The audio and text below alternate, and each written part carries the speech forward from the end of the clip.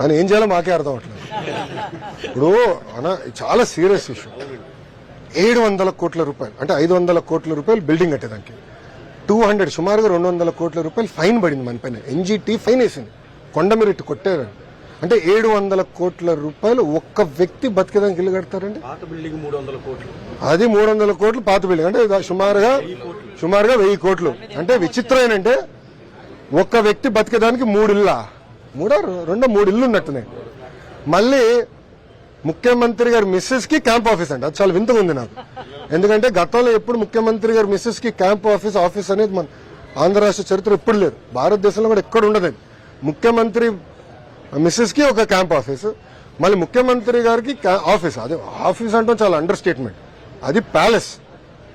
అక్కడ వాడిన materials sync ఎస్ఎఫ్టీకి 27,000 మీరు చూశారు. మళ్ళీ దాని తర్వాత సెక్యూరిటీ సిబ్బంది అంటే మళ్ళీ ఆయనకి 1000 మంది ఇష్టం. 1000 మంది చుట్టూ ఉంటేనే ఆయన బయటకు అడుగు పెడతారు. వివేకానంద రెడ్డి గారు వచ్చి చంపుతారని ఆలోచించాడు. 1000 మంది పెట్టుకుని తిరుగుతాడు ఆయన. మళ్ళీ వాళ్ళందరూ ఉండేది ఇంకొకటి. ఇప్పుడు దేనికి వాడాలో మాకే అర్థం అవట్లేదు. చాలా సీరియస్ ఇష్యూ అది. అది కూడా ప్రజలకు ఓపెన్ చేయాలనేది ఆలోచనలో ఉన్నాం. ప్రజలు చూడాలి. ఎందుకంటే ఒక వ్యక్తి ఎలా ప్రజాధనాన్ని లూటీ చేసి ఒక వ్యక్తి బతికేదానికి ప్యాలెస్ కట్టుకున్నారు. మనం చూస్తాం ఇతర దేశాల్లో డిక్టేటర్లు కూడా, సద్దాం హుస్సేన్ గారు ఇట్లా కొంతమంది ఉంటారు. బిన్ లాడెన్ డిక్టేటర్ కదా, ఆయన టెర్రరిస్ట్. డిక్టేటర్స్ ఉంటారు. సో డిక్టేటర్స్ లో వాళ్ళు ఎలా బతుకుతున్నారు, మన పౌలో ఎస్కోబార్ వాళ్ళందరూ ఉన్న ఇల్లు చూస్తే నథింగ్. దీని ముందర నథింగ్. ఒక వ్యక్తి బతికేదానికి ఇంత ఖర్చు పెడతారు. మళ్ళీ దాన్ని వీళ్ళు సమర్థిస్తారు. తప్పేంటంట, ఎంత ₹1 కోటి అవుతుంది మెయింటెనెన్స్. ఆ ఇంటికి మెయింటెనెన్స్ నెలకి ₹1 మాకు. చెప్పండి సార్. నేను ఒక్క నిమిషం సాక్షి 1 సెకండ్. మీ నాయకుడు లాగా ప్రెస్ ముందల పారిపోయే అలవాటు మాకు ఎవ్వరికి లేదు. మేము ధైర్యంగా నుంచి అన్ని ప్రశ్నలకు సమాధానం చెప్పడానికి సిద్ధంగా ఉన్నాం. మీరు అడగండి, నేను చెప్తాను. దయచేసి మీరు మీ నాయకుడిని కూడా మిగతా మీడియా మిత్రులు అడిగిన ప్రశ్నకు సమాధానం చెప్పమని కోరుతున్నా. చెప్పండి. ఏదమ్మా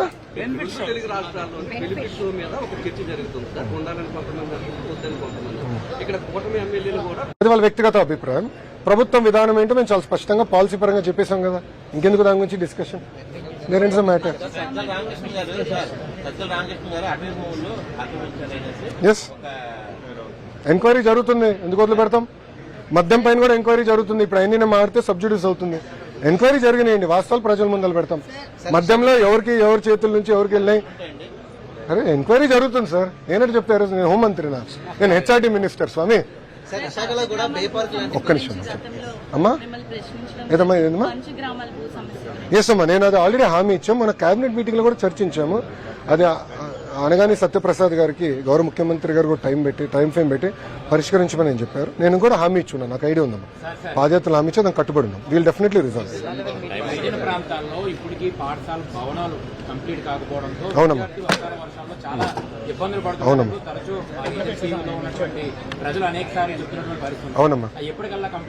అమ్మా కేవలం ఏజెన్సీ ఏరియాలోనే కాదు. నేను మొన్న మీరు పోయినసారి వచ్చినప్పుడు శ్రీకాకుళం జిల్లాకి వెళ్ళా. శ్రీకాకుళం పట్టణంలో ఉన్న మున్సిపల్ పాఠశాలకి వెళ్ళా. ఆ రోజు పెద్ద ఎత్తున వర్షం పడింది. అక్కడ నేను చూసా బిల్డింగ్ మొత్తం కారింది. సో ఒక బిల్డింగ్ లో మొత్తం కారితే పిల్లలందరినీ ఒకే రూమ్ లో పెట్టి 2 రూమ్లో పెట్టి పాఠాలు చెప్తున్నారు ఉపాధ్యాయులు. మీరు నా స్పీచ్ కూడా చూస్తే ఫస్ట్ అన్ని బిల్డింగ్స్ లీక్ ప్రూఫ్ చేయాలి, ఒక కోట్ పెయింట్ వేయాలి, బేసిక్ బెంచెస్ ఎన్ని చేయాలి.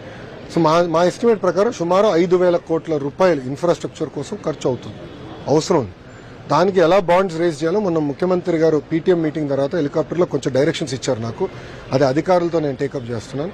తప్పనిసరిగా ప్రభుత్వ పాఠశాలల్ని బలోపేతం చేసే బాధ్యత ఇండియా ప్రభుత్వం తీసుకుంటుంది. గత ప్రభుత్వం చేతగానితనం వల్ల సుమారు 5 లక్షల మంది విద్యార్థులు ప్రభుత్వ పాఠశాలకు దూరం అయ్యారండి. 5 లక్షల మంది. ఇంటర్ మన జూనియర్ కళాశాల గురించి ఏనాడు పట్టించుకోలే. ఇప్పుడు సోషల్ వెల్ఫేర్ హాస్టల్స్ ఉన్నాయి. ఎంత దారుణమైన పరిస్థితులు ఉన్నాయి గౌరవ మంత్రి గారికే తెలుసు. మంత్రి గారు నేను చర్చించాము.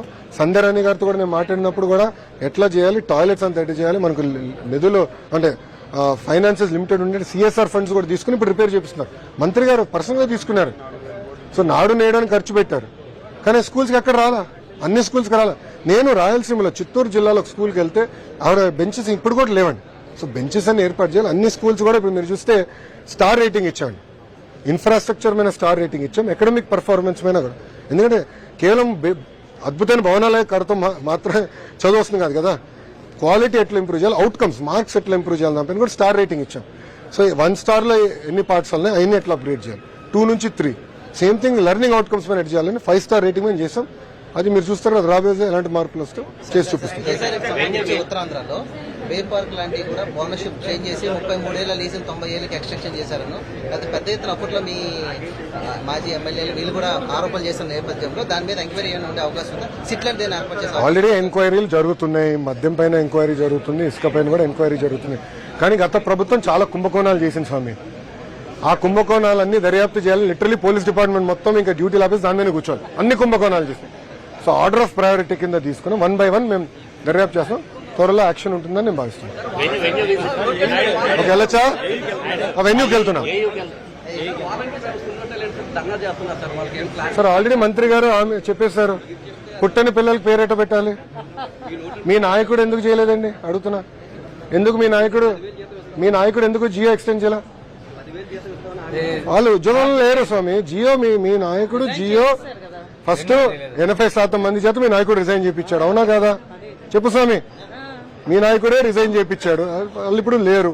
రెండోది జియో రెన్యూ చేయలేదు, ఎటు చేయాలో మాకే అర్థం. ఇప్పుడు పెద్ద ఇష్యూ ఏంది ఏంటో తెలుసా? అఫీషియల్ గా పోస్ట్ ఇప్పుడు శాంక్షన్ లేదు, మీరు డబ్బులు ఇచ్చారు, అది చట్టానికి విరుద్ధం. మీరు జియో ఓగ్లో లేదు, నన్ను ఏం చేయమంటారు ఇప్పుడు?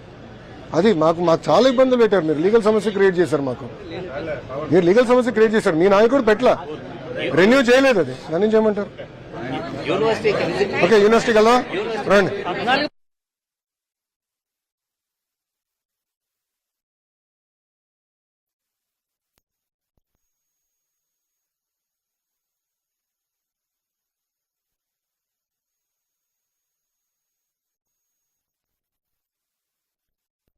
చంద్రబాబు నాయుడు గారికి one of the highest threat ఉంది, భారతదేశంలో హైయెస్ట్ థ్రెట్ ఉంది. 30% సెక్యూరిటీతో ఉన్నాడు. ఇప్పుడు డ్రోన్స్ కూడా పెట్టారు, ఇంకా తగ్గించండి అని ముఖ్యమంత్రి గారు చెప్తున్నారు. గత ముఖ్యమంత్రి ఇల్లు చుట్టూ 5 సంవత్సరాలు 144 సెక్షన్ పెట్టుకుని భయపడుతూ బతికాడండి. ఆయన 30 అడుగుల ఫెన్స్ కట్టుకున్నాడు చుట్టూ, ఎవరో చంపేస్తాడని. ఆఫ్ఘనిస్తాన్ వేళ ఇంకా దారుణం కట్టుకున్నాడు ఆయన. ఆఫ్ఘన్ లో కూడా 30 అడుగుల ఫెన్స్ ఎవరు కట్టుకోవడం కూడా మాజీ ముఖ్యమంత్రి గారు కట్టుకున్నారు. చంద్రబాబు నాయుడు గారు 4వ ముఖ్యమంత్రి గారు, ఆయన సెక్యూరిటీ జగన్ గారి సెక్యూరిటీతో పోలిస్తే కేవలం 30%. చంద్రబాబు నాయుడు గారికి one of the highest threat ఉంది, భారతదేశంలో హైయెస్ట్ థ్రెట్ ఉంది. 30% సెక్యూరిటీతో ఉన్నాడు. ఇప్పుడు డ్రోన్స్ కూడా పెట్టారు, ఇంకా తగ్గించండి అని ముఖ్యమంత్రి గారు చెప్తున్నారు. గత ముఖ్యమంత్రి ఇల్లు చుట్టూ 5 సంవత్సరాలు 144 సెక్షన్ పెట్టుకుని భయపడుతూ బతికాడండి. ఆయన 30 అడుగుల ఫెన్స్ కట్టుకున్నాడు చుట్టూ, ఎవరో చంపేస్తాడని. ఆఫ్ఘనిస్తాన్ వేళ ఇంకా దారుణం కట్టుకున్నాడు ఆయన. ఆఫ్ఘన్ లో కూడా 30 అడుగుల ఫెన్స్ ఎవరు కట్టుకోవడం కూడా మాజీ ముఖ్యమంత్రి గారు కట్టుకున్నారు. చంద్రబాబు నాయుడు గారు 4వ ముఖ్యమంత్రి గారు, ఆయన సెక్యూరిటీ జగన్ గారి సెక్యూరిటీతో పోలిస్తే కేవలం 30%.